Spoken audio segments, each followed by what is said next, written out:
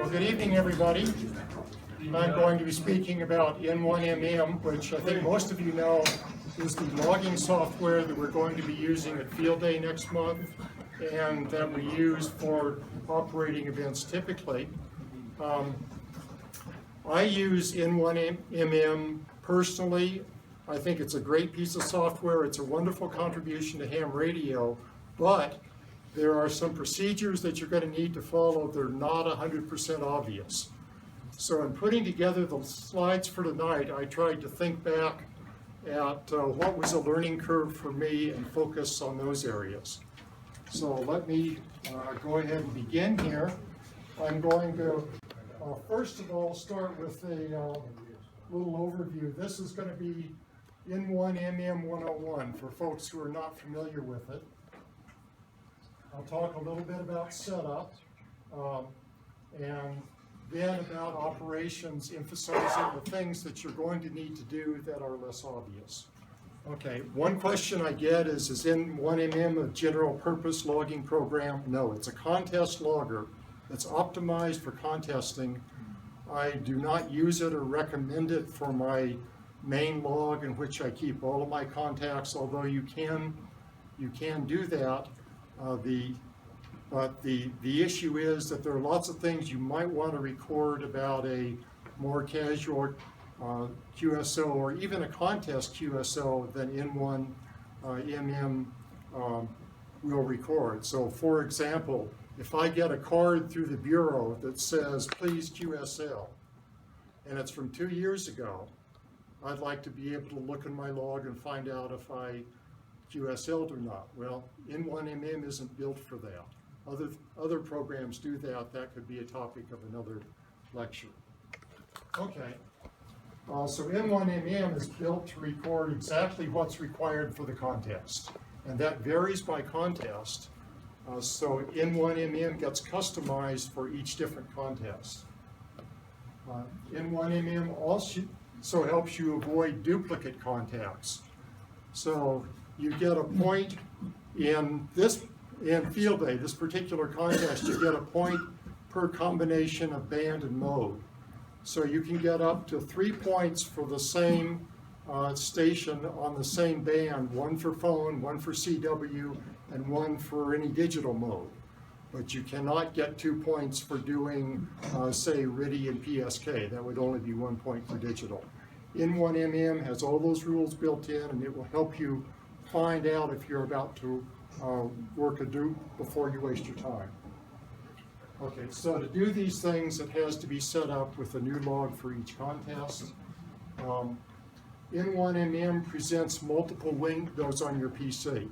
I'm going to go over two in some detail and maybe mention a third if we have time. There are a number of additional windows that are very useful, but the story doesn't fit in half an hour. So now to just do some N1MM basics. In any N1MM setup, you will have this window. It's called the entry window. You see a field here on the left that does not have a label, and then you see one labeled class and one labeled section. Right, so this N1MM is set up for Field Day where a call sign, which is what's going to go here, and a class and a section are the things to be exchanged. Now the class is a number, which is the number of transmitters that count according to the rules. So we will probably be 4A unless something changes, and the A is portable off mains power. So there are classes that denote whether you're portable or fixed and whether you're on emergency power or mains power. And then the section is something you have to watch a little bit carefully. It's really easy for us because our section is Virginia. That's not hard. But a number of states are split into multiple sections. So you might get East Pennsylvania or North Texas or something like that. I would recommend to all the band captains that you keep a list of sections handy, because you'll have to get the right abbreviation in. Okay, so call signs, as I mentioned, go here, but other commands to N1MM also go in this window that's currently open and white in this screen. You can give it commands to change modes or to tell it what frequency you're on, that sort of thing. You can also click over here to change mode, and depending on how you're set up, if it's interfaced to the PC, it will actually change the PC. Otherwise, you can tell it what band you're in by clicking here, or you can type a frequency in here. I'll show that on a subsequent screen. These keys down here that say F1 CQ and F2 exchange and so on are used for automatic sending of the messages that you send during the contest. So if you have a CW rig that either has an internal keyer or you configured an external keyer, you can have it send the CQ message that you want and the exchange messages. If you are a digital station, same thing. If you are a voice station, you can actually do voice recordings. And you can record, all the letters and all the numbers, so it can even articulate the other guy's call sign for you. So most of these keys have to do with that. The key that says wipe will remove the contents of these fields. Log it will put it in the log. There are keystrokes to do that as well. Edit is for editing an existing contact. I'll talk about a couple of the others later. Okay, the other extremely important window is the log window. So here's an example of a logged contact. Now suppose that you want to make a change to something that's gotten into the log. Right? Most of these fields, not the time, for example, but most of them are able to be double-clicked, and you just double-click it, it opens up, you type in the correction, and off you go. If the entry is damaged beyond repair, you can right-click the entry, and there will be a menu that pops up that will let you edit it or delete it. Now, one of the things I'm going to suggest in a little bit is that after you set up N1MM, you put some dummy entries in and try out logging. Well, after you've done that, you need to get rid of them. So you can delete them as I described, or you can type wipe log in the entry window in that field that was white in the screen you saw, and it'll remove everything from the log. So you can play with it and try out different things, spend some time with it, and then wipe log when you're ready to go production. Those of you not setting up N1MM, that's much of what you have to know. There's a little more to come. Well, let me turn now quickly to setup. If you do not have N1MM installed at all, you just follow this link and you will get an install.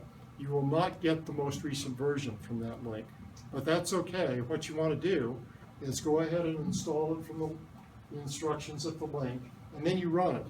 Now, if you already have it installed, you run it, and what will probably happen is that it will say a new version is available. I've seen this pop up, I think, 3 times in the couple of weeks that I've been thinking about these slides and preparing this session. So it changes very, very frequently. And you just click OK, and it runs a little installer that updates you. Okay, now there are a couple of key concepts. One is a database, and one is a log. All right, you need both of those in order to get the job done. All right, the database is a container for logs. So you can have one or more logs in a database. You'll need at least one. Okay.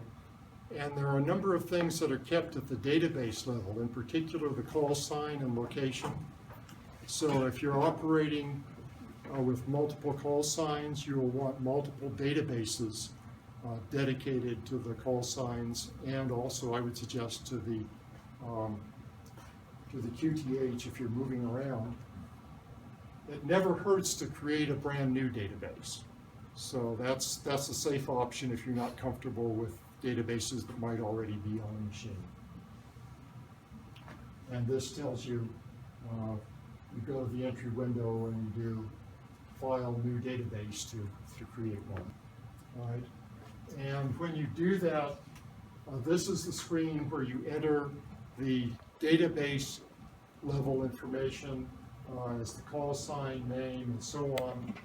Not all the fields are mandatory, but having some of the fields, in particular the call sign, the state, and the location, and the ARL section is important because it's going to use those things to do things like figure out what GMT is in the time zone that you're in.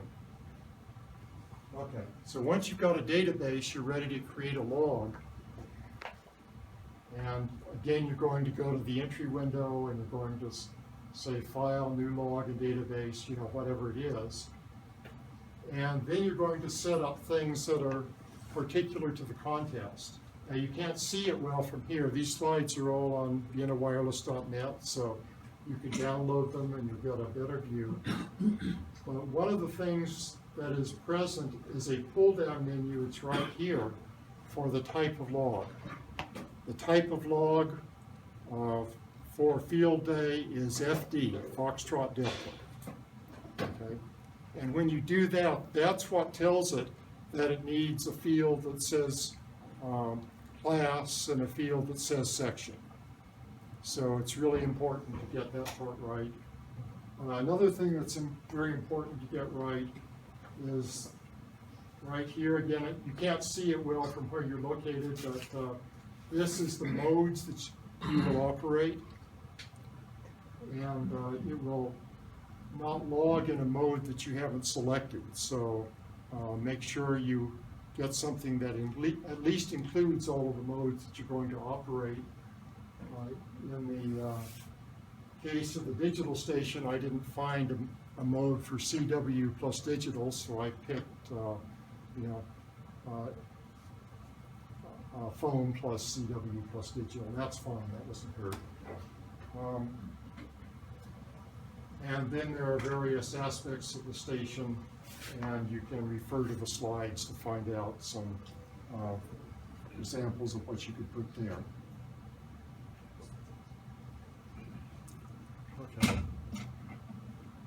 Cat control is a means built into many rigs to interface the rig to a computer. And the details of how that happens depends on the rig. If you elect to go through the setup as per the instructions that came with your rig or with any external box, rig blaster, whatever, it'll give you some more details, but the end result will be a serial port that appears on your PC.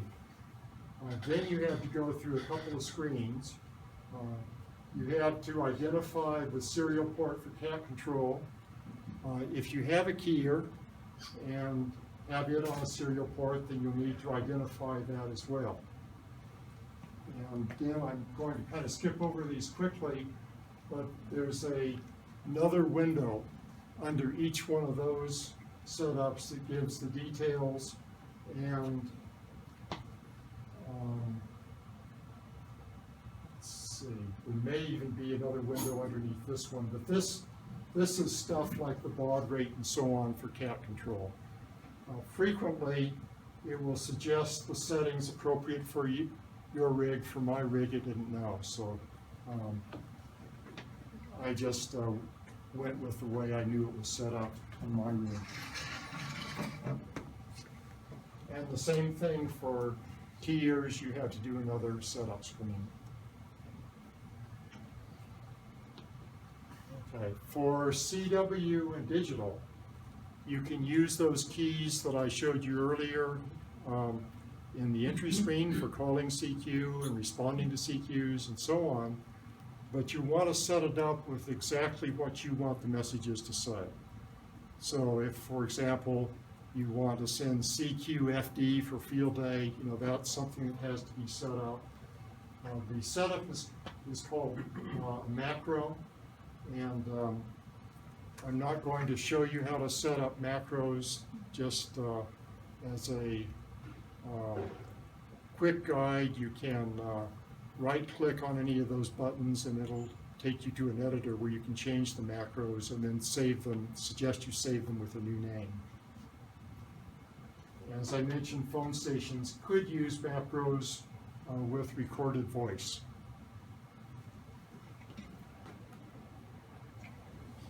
Okay, so you've done all that, and you've had to download my slides because you can't see all that little typing from where you're sitting. I would then suggest you test it. Here are some things to look at when you're testing. After you think you've got it set up, you go to the entry window and look here. Now, if you've got cat control set up, you should try changing the frequency on your rig, and this should follow, and the word manual should not be present. The word manual, if present, means that it couldn't find any cat control. Also, you can try clicking on the various bands here, and it should change the rig frequency if you've got cat control. Also, you want to see that these fields are present and that they say class and section, otherwise you've probably configured the wrong kind of log. You need to go back and, to that step again. Okay, and then enter some dummy QSOs. And let's talk about how to do that. Now, this box started out white. That means that it had focus. That's where any typing you do is going to go. So you would type in the call sign. If you are in a digital mode, you may be able to click on the call sign in a printout. And then to navigate from window to window, there's more than one way, but actually the preferred way is not obvious. It's Spacebar to go, say, from here to here and from here to here. Now, tab will work for field day and they'll work just the same. In other contests, that is not true. Right? There are many contests in which there's a requirement for, say, a signal report that's always going to be 599. You see, the space bar will skip over that field, fill it in with what it almost always is, and take you to the next field that you probably have to enter, whereas a tab will just go to the next field, and if it's, you know, the 599, you'll have to tab through it. So space bar is preferred. When you get to here, you press enter and it should log it. Now, if you get to here and you press enter and nothing happens, it probably means that something you put in here is illegal. And I would check the section in particular because those tend to be a little bit confusing. And then take a look at the log, of course. And you see that this log is telling what operator was on the rig at the time. So that means I owe you an explanation of how to set that, right? Let's see. If you press enter, nothing happens. If you press it again, it'll pop up a dialog saying, I don't think this is right. Do you really mean it? You can force something in if you decide to fix it later. Of course, it's better to fix it now when you're thinking about it if you can. Okay. So how did AK4 get in there as the operator? There are two ways to do it. You can type op on here in the entry window, or there's a shortcut of Control-O. But I find op on a little easier for me to remember, but either way is equivalent. And then you enter the call sign. We like to have the call sign of who's operating at the moment. You know, if we had a question about a log entry or something like that. Yes, a question. Should that be the control operator in cases where we have an extra supervising syntax? Yeah, that's what I would suggest.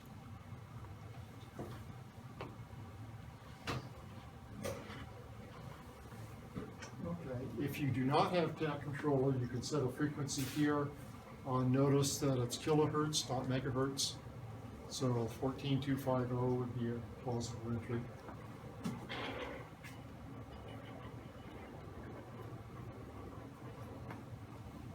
especially if you're using the macros, and you want to set these radio buttons.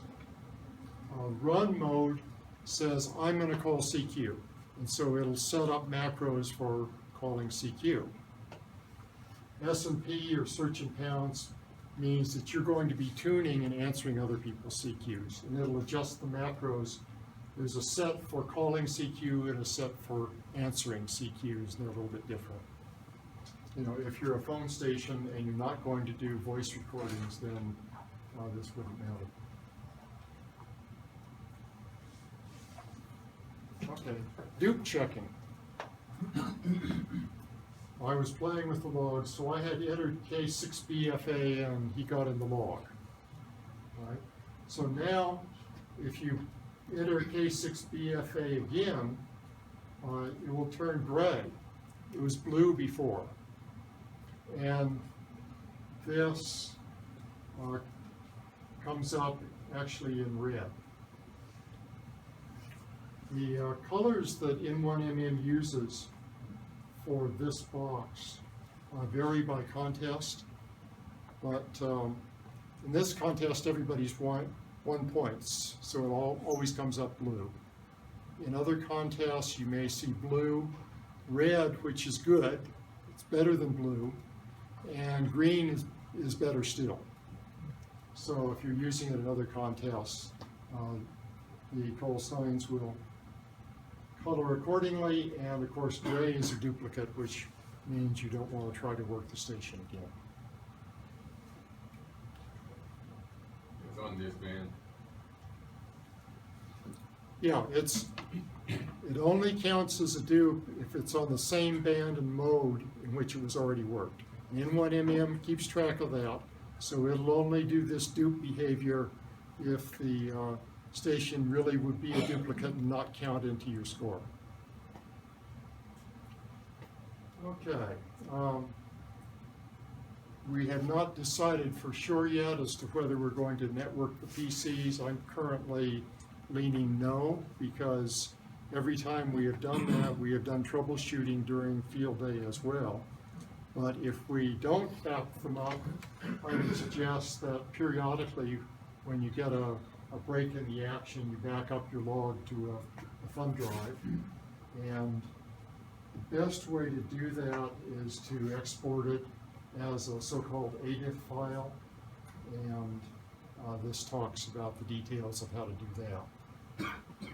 Okay, now here's a little advanced tidbit for folks who want something extra. I'm going to talk briefly about the band map. If you are networked and connected to the internet and using spotting sites, you can do all kinds of things with the band map. Get spots up there.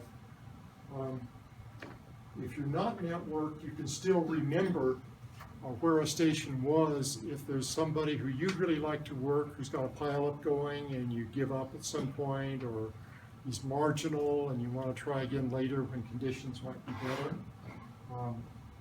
You can, when his call sign is in the entry screen,